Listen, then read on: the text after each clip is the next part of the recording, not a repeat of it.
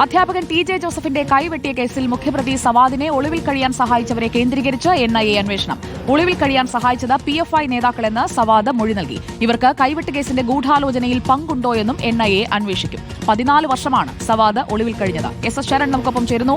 SS Sharan, കൈവെട്ട് കേസിൽ സവാദിനെ ഒളിവിൽ കഴിയാൻ സഹായിച്ചത് പലയിടങ്ങളിൽ പലരാണ്. അതിൽ PFIയുടെ പങ്കാളിത്തം സംബന്ധിച്ചുള്ള കൃത്യമായ വിവരങ്ങൾ അവരിലേക്കാണ്, അതായത് ഇപ്പോൾ പിടിയിലായവരല്ല പ്രതികളെന്ന് ജോസഫ് മാഷും പറയുന്നുണ്ട്. ആ രീതിയിലാണോ അന്വേഷണം പോകുന്നത്?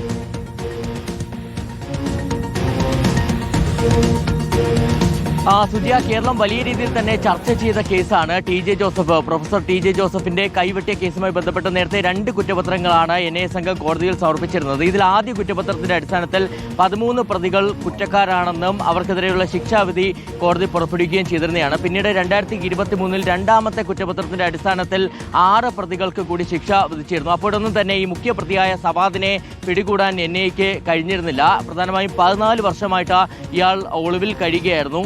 പിന്നീട് കഴിഞ്ഞ വർഷം ജനുവരിയിലാണ് കണ്ണൂരിലെ ബേരത്ത് നിന്ന് ഇയാളെ NIA സംഘം പിടികൂടിയത്. അതിനുശേഷം കസ്റ്റഡിയിൽ വച്ച് ചോദ്യം ചെയ്തപ്പോഴാണ് ഇത്തരത്തിലുള്ള വിവരങ്ങൾ ലഭിച്ചിരിക്കുന്നത്. ആ വിവരങ്ങളുടെ അടിസ്ഥാനത്തിലാണ് ഇപ്പോൾ കൂടുതൽ അന്വേഷണത്തിനായി NIA സംഘം തയ്യാറെടുത്തിരിക്കുന്നത്. ഇത് സംബന്ധിച്ചൊരു അപേക്ഷ NIA സംഘം കോടതിയിൽ സമർപ്പിച്ചിട്ടുണ്ട്. അതിൽ പ്രധാനമായും പറയുന്നത് ഈ മുഖ്യപ്രതിയെ ഒളിവിൽ കഴിയാൻ സഹായിച്ച ആളുകളെ കേന്ദ്രീകരിച്ച് അന്വേഷണം നടത്തേണ്ടതുണ്ടെന്നുള്ളതാണ്. ദിണ്ടിഗൽ, ചെന്നൈ, കണ്ണൂർ എന്നിവിടങ്ങളിലാണ് ഇയാൾ ഒളിവിൽ കഴിഞ്ഞിരിക്കുന്നത്. ഇയാൾക്ക് ഒളിവിൽ കഴിയാൻ PFIയുടെ സഹായം ലഭിച്ചു എന്നുള്ളതാണ് മൊഴിയായി ലഭിച്ചിരിക്കുന്നത്. അപ്പോൾ ആരൊക്കെയാണ് സഹായം നൽകിയെന്നുള്ളത് കണ്ടെത്തേണ്ടതുണ്ട്. ഇതോടൊപ്പം തന്നെ ഈ ഒളിവിൽ കഴിയാൻ സഹായിച്ചവർക്ക്